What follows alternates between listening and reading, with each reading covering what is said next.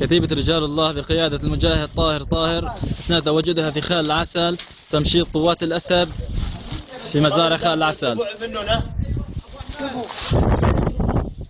قناصة وين؟ بدي يضربوه هون. قناصة موجود هون بس. قناصة بس أكدوني بالخزان، أكدوني بالخزان خلاص.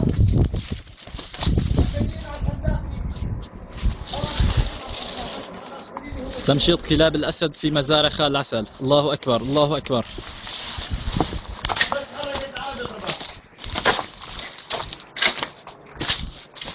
الهدف حي شباب، لا حدا يضرب على الفاضي. الله أكبر. المجاهد طاهر قائد كتيبة رجال الله. وجود الإعلامية الحرة.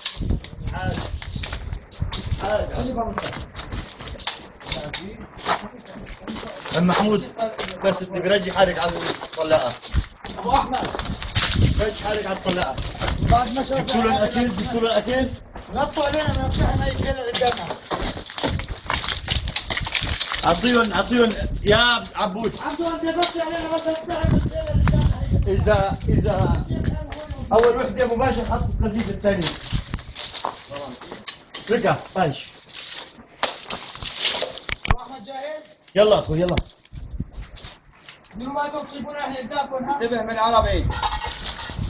عبدو هزموك. عبدو طلعت يا عربي خطفت من قدامي. يزموا ما يطلعوا. غطي علينا ما عندنا خزان ويقدر. جميع خزان في القناة. لا ولا عندي. خلاص اتركوا. أبو أحمد جيب له شوفوا أكل. الطلاقة الأميني. شوفوا الطلاقة الأميني.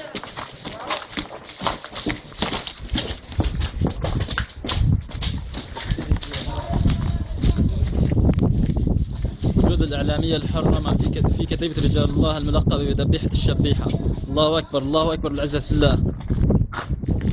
أبو عسام انتبه. أبو عسام انتبه. طارق. يلا جايك طارق.